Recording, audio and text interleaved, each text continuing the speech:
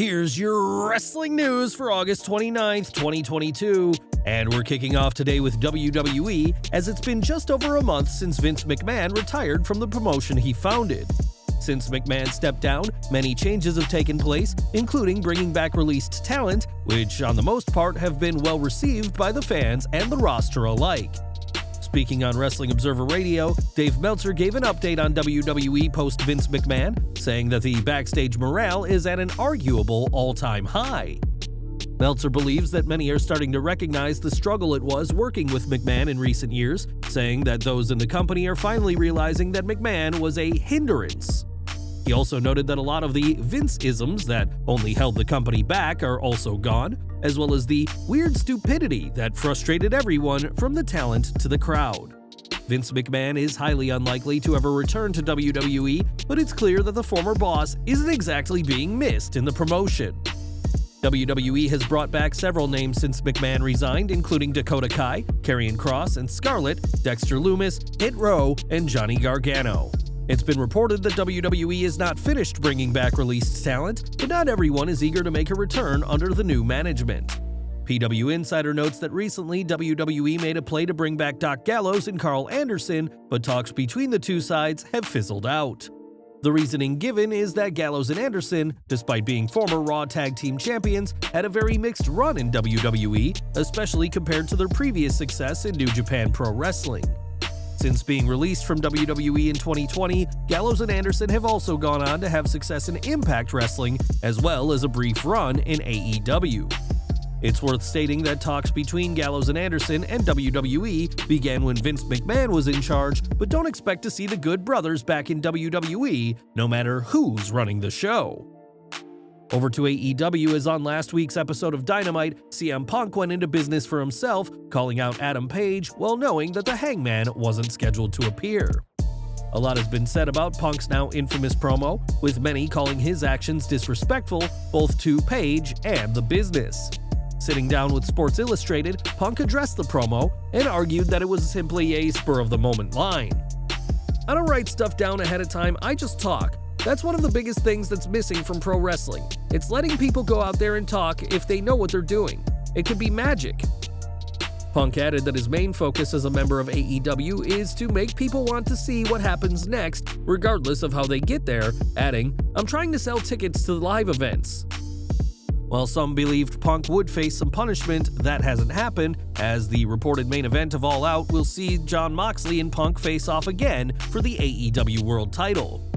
Time will tell whether Punk can regain the title he lost in shocking fashion last week, but one thing we know is that, scripted or not, the Chicago-made wrestler will always speak his mind. In April, Samoa Joe made his debut with AEW, months after being released for the second time by WWE. While fans were excited to see Joe in AEW and Ring of Honor, they haven't seen much of him as of late, but that will hopefully be changing soon. Not long after joining AEW and ROH, Joe landed a series of acting gigs, including being the voice of King Shark in the upcoming Suicide Squad game, as well as lending his voice to the Twisted Metal series on Peacock. Showrunner Michael Jonathan Smith posted an image on Twitter revealing that the season has officially wrapped filming. With Twisted Metal, a spin-off of the beloved video game series, now finished, hopefully it won't be much longer until Joe can dedicate himself to wrestling once again, as fans are itching to see more of the ROH TV champion. Fans may be seeing Samoa Joe soon, but two people they won't be seeing is FTR, at least in the video game world. Fans have been waiting on AEW's Fight Forever video game, which will be the first console game by the company, but they'll have to do without one of the promotion's top teams. According to Sean Ross Sapp behind Fightful's paywall, FTR was removed from AEW Fight Forever despite being in the early planning stages of the game. It said that FTR made it to the model phase, meaning their characters had been created, and that the former AEW World Tag Team Champions aren't too thrilled by the removal. FTR were informed of the call and weren't too happy about it, as being involved in video games usually also comes with a significant bonus.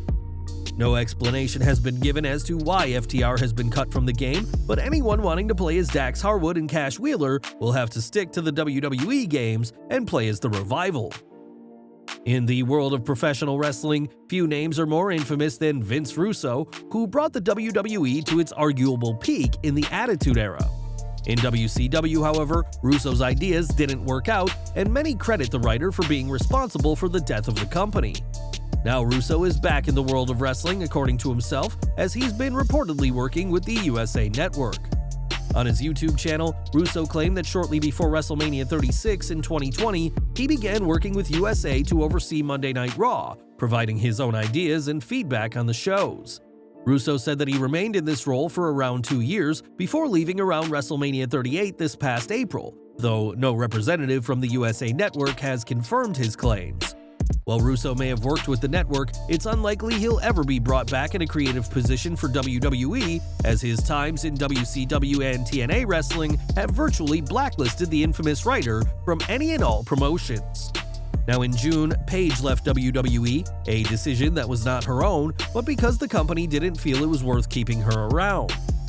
Both before and after her release, Paige, now Saraya, was adamant that she would wrestle again one day, and while that hasn't happened yet, she is getting back in the ring.